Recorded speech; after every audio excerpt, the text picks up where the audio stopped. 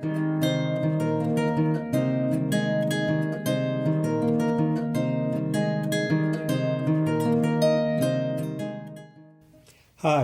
I'm Hal Aronson, co-founder of We Care Solar. This is part one of a four-part series on how to use, install, and maintain the We Care Solar suitcase. In this video, you will learn the parts of the solar suitcase and how to set up the solar suitcase to charge the system using sunlight. You will also learn how to use the lights and how to charge cell phones and AAA batteries. The We Care Solar suitcase is protected by a waterproof case.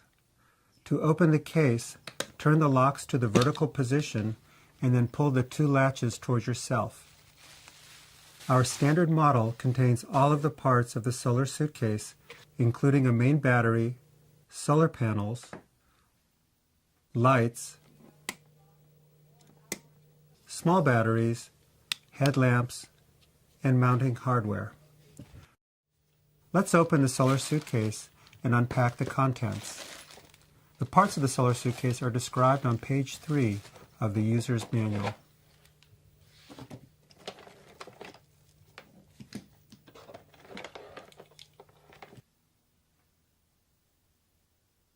In the solar suitcase, you will find the solar panels, which are held in the lid. The body of the solar suitcase consists of the main control board. You will notice that the main control board holds the switches, receptacles, battery, and charge controller. The battery is held into the main control board by a strap. The solar suitcase comes with the lights plugged in. In addition to the lights, there is a home run cable. The home run cable makes the connection between the solar panels and the main control board.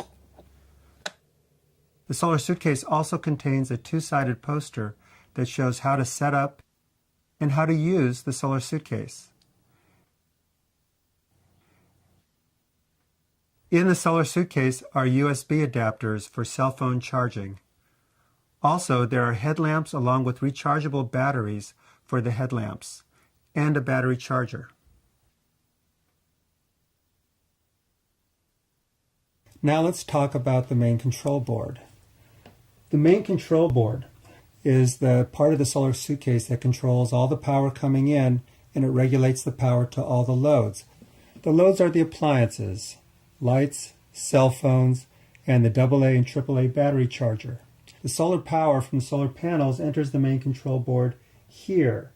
Power then goes through the charge controller and is stored in the main battery.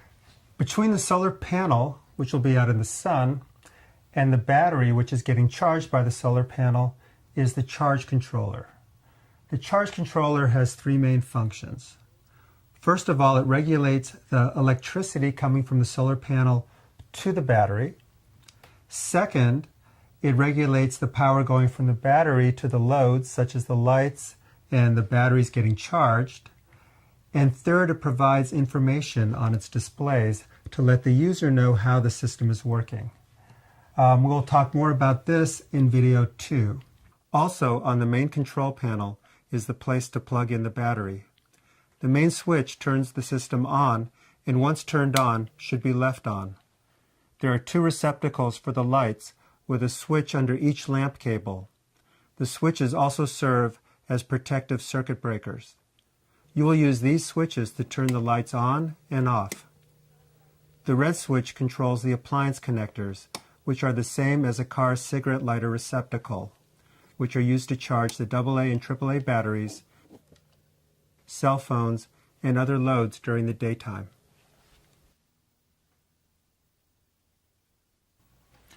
Now, let's set up the solar suitcase so that we can keep it charged and can use the lights and the other loads. The solar suitcase can be set up to use with 3 easy steps. Step 1. Set up the solar panel and connect it to the main control board. First, let's remove the solar panels from the lid. To remove the solar panels, pull the elastic and tilt the lid to remove the panel. Handle the panel gently, taking care not to scratch the surface. Second, let's connect the home run cable to the connectors on the solar panel. Attach the other end of the home run cable to the main control board. Place the solar panels in the sun, avoid shade, and try to place in a location that will receive direct sunlight for at least 5 hours. Step 2. Connect the battery cable to the main control board. Note the colors are important. Red to red where the cable connects to the battery terminal. The solar suitcase ships with the battery cable connected to the main control board. Remove the insulator from the battery terminal and slide on the red slip connector. Step 3. Turn on the main switch. Push the switch firmly until you hear and feel it click into the on position. The on position is when the top of the switch is pushed in. This switch should stay on all the time, day and night. You only need to turn it off when you are replacing the main battery, which is once every 1 to 3 years. When you turn on the main switch, you will see the lights on the charge controller light up. The lights have their own switches. The reason for this is so that you can conserve power. Only use as much light as is necessary so that it will be available when there is a medical need. To switch on the light, push the switch until it clicks into the on position. If you want to be able to fully close the solar suitcase, you will need to reroute the cables that bring the power in from the sun and that go to the lights. You can see now with the way it is currently set up that you cannot fully close the case because you would pinch these cables. But at the top of the solar suitcase, there's a plug that you can remove to get access to the hole. I'm going to show you how to do it in a couple of very easy steps. First, disconnect the home run cable. Second, remove the light cable. So you unscrew the threads and pull them out. Then take the home run, then remove the black plug.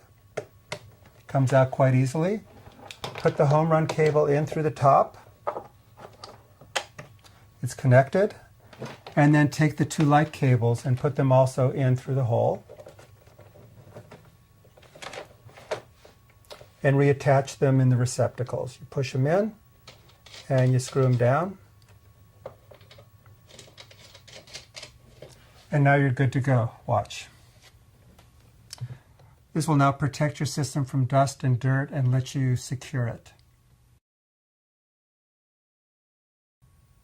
To charge a cell phone using the solar suitcase, you will either have a car charger for your cell phone or you can use the USB adapter with the multi-plug unit. To use the USB adapter, insert it all the way into the appliance connector and then go ahead and put the multi-plug unit into the adapter. Then choose the right connector for your cell phone. Note, only one cell phone should be charged through a USB adapter at a time. Turn on the red power switch. If you want to charge a second cell phone, you will need to use a second USB adapter. Keep this in mind. When you are not using this port for charging cell phones, it is okay to leave the USB adapter in the appliance connector. But you should turn the red switch off so that you are not wasting power. The red switch turns on and off all 3 ports that are on the lower portion of the main control board. This is how you can charge your AAA and AA rechargeable batteries. First, take the battery charger unit and flip the battery size adjuster in the charger so that it fits the battery size you are charging. The AAA batteries are shorter, so you need to flip the spacer down. If you are charging AA batteries, flip the spacer back up. Note that the batteries have a plus side and a minus side. Be sure that these correspond to the plus and minus markings in the battery charger. Remember to only use rechargeable nickel metal hydride batteries. Plug the charger into the solar suitcase and turn on the red power switch. You can tell when the batteries are full because the outline of the battery on the battery charger will be filled in. Let's review what we've covered in this first video. We covered the parts of the solar suitcase and how to set it up. Please remember to handle the parts gently, and remember to turn off the lights and the red appliance switch when you are not using them in order to conserve power. All of the topics in this video are in the user's manual on pages 7, 8, N9.